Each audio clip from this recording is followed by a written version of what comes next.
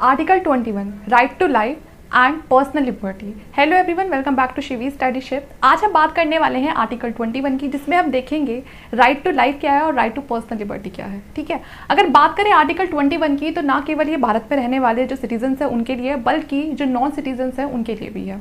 Article 21 में हमें दो टर्म्स को बहुत ही ध्यान से देखना है, राइट टू लाइफ और राइट टू पर्सनल लिबर्टी, और इनको अलग इंडिविजुअली दोनों को हम समझेंगे।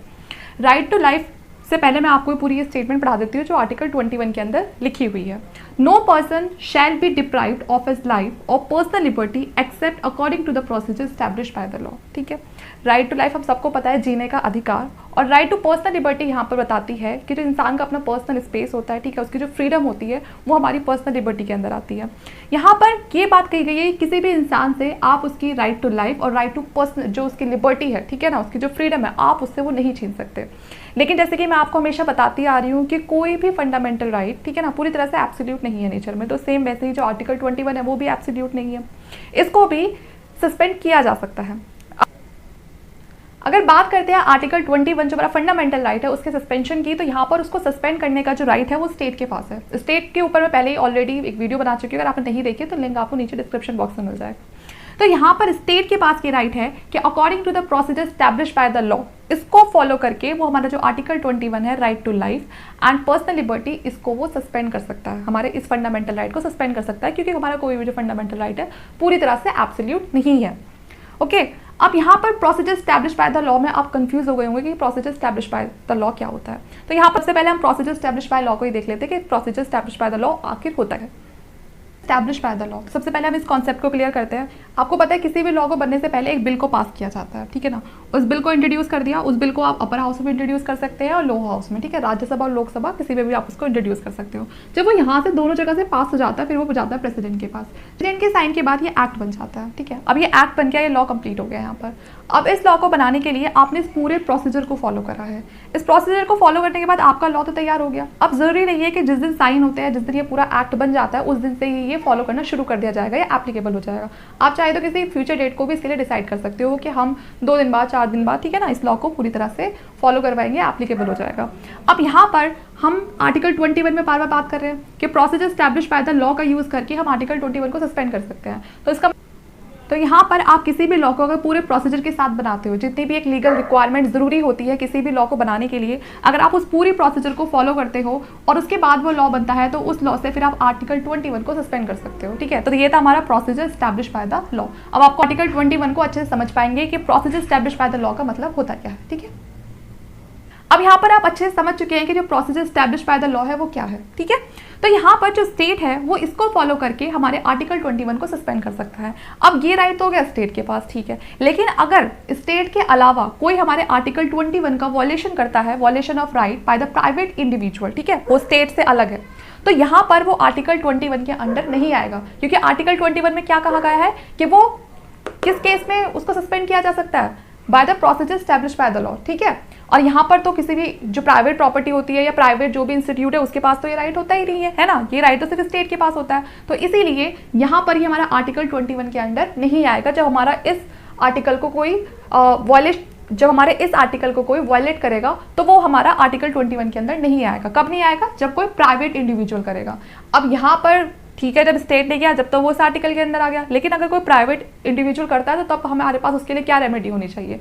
तो यहाँ पर आप आर्टिकल 226 को पढ़ेंगे तब आपको पता चलेगा, उस पर लिखा है कि आप अगर आपके इस राइट को कोई वायलेट करती है, प्राइवेट इंडिविजुअल बॉडी अगर इसको वायलेट करती है, तो आप कहाँ पे जा सकते हो? हाई कोर्ट में जा सकते हो। ठीक है ना, हाई कोर्ट को अप्रोच कर सकते हो। ये कहाँ पर लिखा हुआ है? आर्टिकल 226 में। ठीक है, आप दोनों चीजें समझ गए होंगे। आर्टिकल 21 क्या है हमारा? Basically right to life and personal liberty, right to life जीने का अधिकार, और पर्सनल लिबर्टी आपका पर्सनल स्पेस या आपकी फ्रीडम। ठीक है, दोनों के लिए ही है, सिटीजन्स के लिए भी है और नॉन सिटीजन्स के लिए भी है, क्योंकि जीने का अधिकार तो सभी को बराबर का मिलना चाहिए।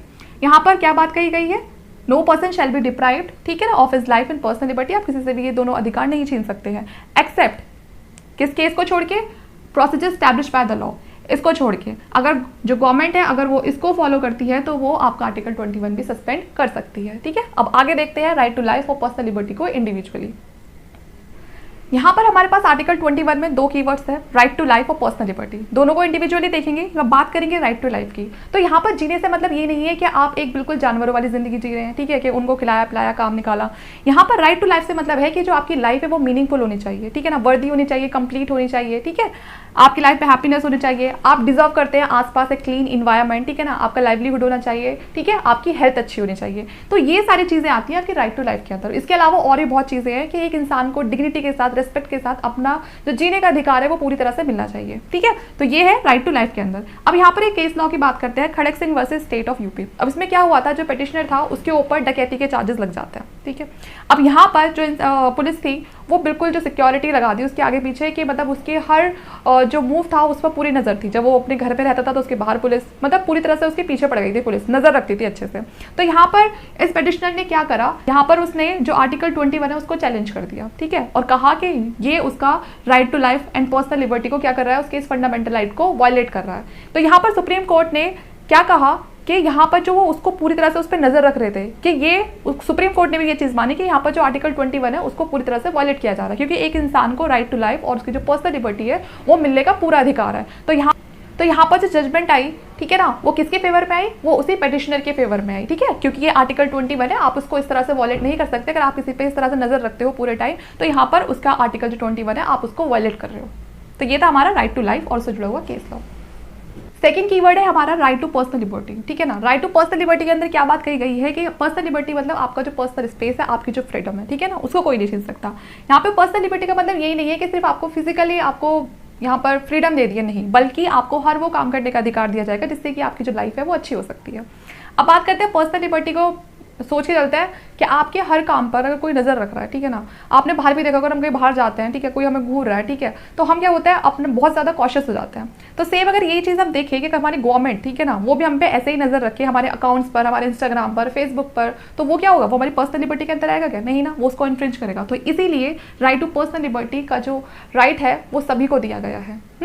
तो यहाँ पे ये केस आता है Maneka Gandhi versus Union of India passport impound case. इसमें क्या हुआ था, जो मेनका गांधी थी इनको क्या फॉरेन ट्रैवल करना था, और यहाँ पर जो पासपोर्ट जो यूनियन ऑफ, अब यहाँ पर हम केस देखते हैं Maneka Gandhi versus Union of India passport impound case. बहुत ही इंपॉर्टेंट केस रहा है ये। इसमें हुआ क्या था, जो मेनका गांधी है उनका जो पासपोर्ट होता है उसको जो गवर्नमेंट ऑफ इंडिया होती है वो इम्पाउंड कर लेती है, ठीक है। अब मेनका गांधी को जाना होता है बाहर कहीं ट्रैवल करने के लिए अपने किसी काम से। अब वो यहाँ पर एक लेटर लिखती है उनको कि वो जो इम्पाउंड किया है उनके पासपोर्ट को, उसका वो कोई रीजन तो बताए। तो यहाँ से जो पासपोर्ट अथॉरिटी होती है वो रीजन लिख के भेजती है जो गवर्नमेंट ऑफ, तो वहां से वो एक रीजन देते हैं in the interest of general public. अब ये जो रीजन होता है मेनका गांधी को कुछ भी वैलिड नहीं लगता है कि आप मुझे कोई वैलिड रीजन दीजिए, है ना, पता तो चलना चाहिए कि जो पासपोर्ट है उसको इम्पाउंड क्यों किया गया। लेकिन ये गवर्नमेंट ऑफ इंडिया होती है वो ऐसा कुछ भी नहीं करती है और उनके पासपोर्ट को इम्पाउंड करके रखती है। अब यहाँ पर मेनका गांधी पहुंच जाती है सुप्रीम कोर्ट में, तो सुप्रीम कोर्ट कहता है कि यहाँ पर जो मेनका गांधी है, ठीक है ना, उनका आर्टिकल 14, 19 के साथ साथ जो आर्टिकल 21 है right to life and personal liberty, वो भी क्या हो रहा है, इन्फ्रिंज हो रहा है। तो इसीलिए जो मेनका गांधी होती है उनका जो पासपोर्ट है उनको वापस दिया जाता है। और यहाँ पर जो सुप्रीम कोर्ट है वो ये चीज और बोलता है, जैसे कि हमने आर्टिकल 21 में पढ़ा कि अगर स्टेट को राइट है, ठीक है ना, आर्टिकल 21 को सस्पेंड करने का जो राइट है वो स्टेट के पास है, लेकिन procedure establish bye the law उसको फॉलो करके। और जो procedure establish bye the law होता है वो हमेशा जस्ट और फेयर होना चाहिए। ये नहीं है कि आप जो प्रोसीजर स्टैब्लिश बाय लॉ है वो कहीं भी लगा रहे हैं, ऐसा नहीं होगा, बल्कि वो जस्ट और फेयर होना चाहिए। क्या आप अगर ऐसा कुछ इनका पासपोर्ट इम्पाउंड कर रहे हो तो आपके पास एक वैलिड रीजन होना चाहिए उस चीज के लिए, ठीक है ना, आप किसी भी लॉ का गलत तरीके से यूज नहीं कर सकते हैं। तो यहाँ पर ये जो Maneka Gandhi versus Union of India passport जो इम्पाउंड केस होता है ये एक बहुत ही बड़ा लैंडमार्क छोड़ के जाता है आर्टिकल 21 पे। तो यहाँ पर आप समझ गए होंगे राइट टू लाइफ से क्या मतलब है और राइट टू पर्सनल लिबर्टी से क्या मतलब है। Okay, extended view of article 21, ठीक है ना। तो अब इसका आर्टिकल 21 को अच्छे से देखते हैं। Right to education, right to livelihood, right to medical health care, ये सारे वो राइट्स हैं जो किसी भी इंसान को मिलते हैं अंडर आर्टिकल 21, ठीक है। Right to safe clean environment, right to shelter, right to privacy, right to free legal aid, right to travel abroad, right to adopt children and right to speedy trial, ठीक है ना। इसके अलावा और भी बहुत सारे जो राइट्स है वो हमें कॉन्स्टिट्यूशन देता है हमारा आर्टिकल 21 के अंडर। जो टाइम आने पर केसेस टू केसेस जो सुप्रीम कोर्ट होता है वो इसमें ऐसे राइट्स को इंक्लूड करता जाता है, ठीक है, तो उससे कर दिया जाता है, ठीक है ना। तो इससे हमें पता चलता है एक्सटेंडेड व्यू ऑफ आर्टिकल 21 और उससे जुड़े हुए हमारे राइट्स। 21 को पढ़ते हुए क्वेश्चन अराइज होता है बार बार, does right to life include right to die. क्या जिस तरह से हमें जीने का अधिकार देता है हमारा संविधान, हमारी लाइफ को एंड करने का भी अधिकार देता है हमें। तो अगर हम बात करें दूसरी कंट्रीज की तो वहां पर एक कॉन्सेप्ट होता है यूथनेशिया, ठीक है। आपने मूवी देखी होगी गुजारिश, ठीक है ना, जिसमें जो ऋतिक रोशन है उन्होंने एक्टिंग करी है। तो उसमें क्या होता है, उनको एक बहुत ही पेनफुल डिसीज़ होती है, तो वहाँ वो अपनी कंट्री में, ठीक है ना, एक पिटीशन डालते हैं और वो जो यूथेनेशिया है उसके थ्रू वो अपनी लाइफ को एंड करना चाहते हैं। अब यूथेनेशिया में होता क्या है, डॉक्टर के प्रेस्क्रिप्शन से आपकी जो बॉडी है उसमें एक ड्रग इन्फ्यूज़ कर दिया जाता है, और जिससे जो आप किसी भी पेनफुल डिसीज से अगर सफ़र कर रहे हैं तो वहाँ पर यूथेनेशिया की हेल्प से जो आपकी लाइफ है उसको एंड कर दिया जाता है। यूथेनेशिया एक तरह से एक इच्छा मृत्यु जैसा कॉन्सेप्ट है। बहुत सारे जो कंट्रीज़ है वहाँ पर इसको फॉलो किया जाता है। लेकिन अगर हम बात करें इंडिया की, तो इंडिया में पहले से हमारा आर्टिकल 21 हमें राइट टू लाइफ, ठीक है ना, एक फंडामेंटल राइट दे रहा है, और वहाँ पर अगर वो राइट टू डाई की बात करेगा तो ये बड़ी ही अटपटी सी चीज़ हो जाएगी। तो यहाँ अगर बात करते हैं फिलहाल अभी इंडिया की, तो इंडिया में यूथेनेशिया जैसा कोई कॉन्सेप्ट नहीं है, ठीक है। हमारा जो आर्टिकल 21 है वो हमें राइट टू लाइफ का जो राइट है वो देता है, ना कि राइट टू डाई का, ठीक है। तो इंडिया में ये कॉन्सेप्ट अभी नहीं है। बाकी जो हमारा सुप्रीम कोर्ट है वो टाइम आने पर अलग अलग केसेस के थ्रू हमें आर्टिकल 21 को समझाता रहता है, उसमें बहुत सारे जो राइट्स है उनको ऐड करता रहता है, ठीक है। क्योंकि राइट टू लाइफ वो अधिकार तो सबका ही है, राइट टू पर्सनल लिबर्टी में आपकी लाइफ में उस तरह के राइट्स को वो इंक्लूड करता है जिससे कि आपकी जो लाइफ है वो अच्छी हो सकती है, ठीक है। तो ये था आर्टिकल 21 जिसको मैंने अच्छी तरह से आपको समझा दिया है। होपफुली आपको आर्टिकल 21 पूरी तरह से क्लियर हो गया होगा। अगर फिर भी आपको कोई डाउट लगता है कि इसमें आपको कुछ भी समझ नहीं आया होगा तो आप कॉमेंट डाउन कर सकते हैं। वीडियो अच्छा लगे तो प्लीज़ लाइक करना, शेयर करना और चैनल को सब्सक्राइब कर लेना। Thank you.